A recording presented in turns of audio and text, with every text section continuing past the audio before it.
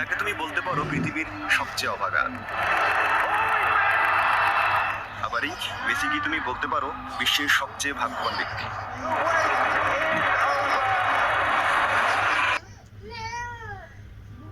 আজ থেকে কিছু বছর আগে আর্জেন্টিনার সরকার একটি নিয়ম বানাতে বাধ্য হয়।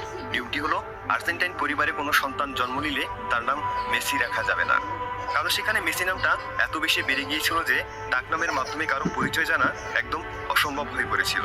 অথচ এই মেসিকে একসময় আর্জেন্টাইনরা ট্রল করত। কেউ বলতো না এই ছেলেটা আর্জেন্টিনাকে যুব বিশ্বকাপ জিতিয়েছে, কেউ বলতো না অলিম্পিকের সোনাটাও তার হাত ধরে এসেছে।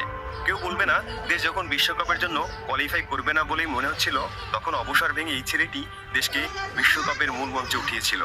কেউ দেখবে না বিশ্বকাপের রানার্স আপ বেঞ্চটা, কেউ দেখবে না জার্মানির কাছে হেরে কান্না ভেজা সেই চোখটা।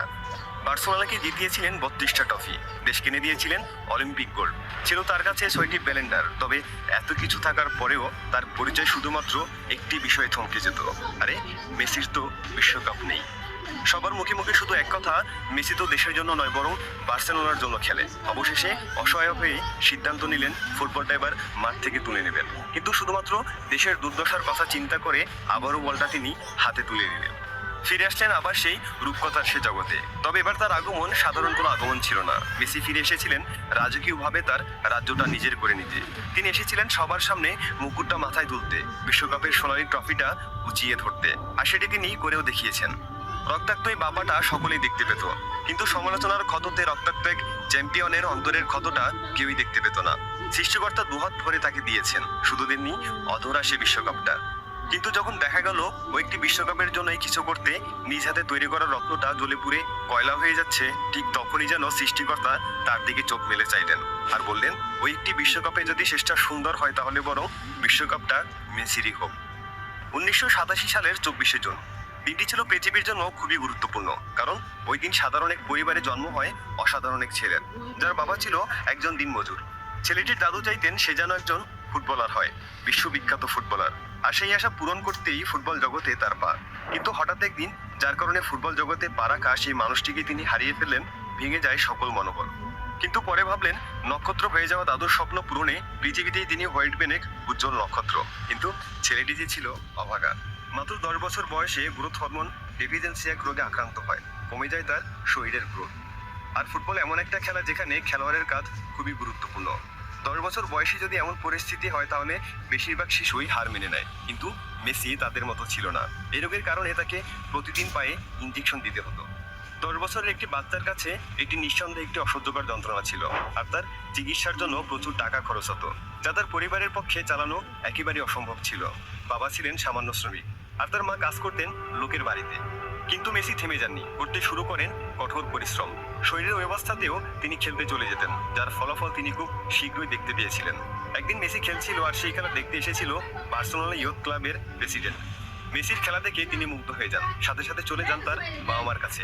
বাবা মার কাছ থেকে মেসির গ্রোথ হরমোন সমস্যার কথা শোনার পর তিনি বললেন মেসির চিকিৎসার সকল খরচ পুরোপুরি তার টিম বহন করবে, তবে তার পরিবর্তে মেসিকে স্পেনে গিয়ে বার্সেলোনার ইয়ুথ ক্লাবের হয়ে খেলতে হবে। আর যেহেতু মেসির চিকিৎসা করানো তাদের পক্ষে সম্ভব ছিল না, তাই তার বাবা মা ব্যাপারটি বেশ খুশি মনেই মেনে নেয়। তারপর মেসি পাড়ি জমান স্পেনে। বার্সেলোনায় খেলার পাশাপাশি শুরু হয় তার চিকিৎসা, কিন্তু হাইট কম থাকার কারণে দলে তেমন একটা সুযোগ পেতেন না, আর পেলেও অন্য প্লেয়াররা তাকে বল পাস দিত না।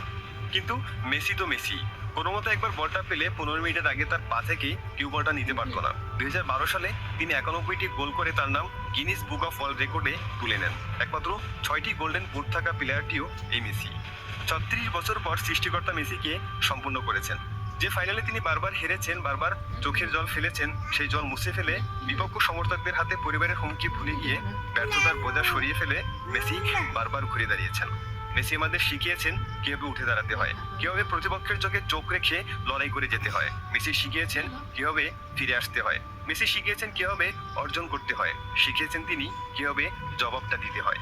যারা বলেছিল মেসি অস্তমিত হয়েছে, তারা তো আর জানতো না যে উদয় হওয়ার জন্য সূর্যকেও অস্ত যেতে হয়। জীবনটা এখনো ফুরোয়নি, মেসি এখনো ফুরোয়নি। এখনো নিজেকে পরাজিত বলে হাল ছেড়ে দেওয়ার সময় আসেনি। এই ক্লাস বিন, চাকরি না পাওয়া, প্রিয়জনের মৃত্যু, হতাশা, ফ্রাস্ট্রেশন, না পাওয়ার ট্রল, এগুলোই তো সাফল্যের খুঁটি।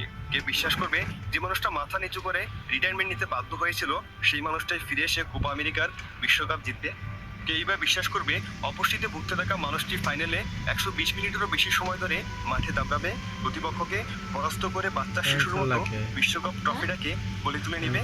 ভবিষ্যতের পৃথিবীতে কে বিশ্বাস করবে যে এই পৃথিবীতে এমন একজন মানুষ আছেন বা ছিলেন যার জন্মই হয়েছিল রূপকথা তৈরির জন্য? হ্যাঁ, মেসি রচনা করে গেছেন এমন এক রূপকথা যেটি তোমার আমার সকলের জীবনকে নিয়ে করা ভাবনাগুলোই বদলে দেওয়ার ক্ষমতা রাখে। কি তাই না? যদি উত্তরটা হ্যাঁ হয়ে থাকে তাহলে ভিডিওটি লাইক করে দাও আর সাবস্ক্রাইব করে আমাদের সাথেই থাকো। Thanks for watching.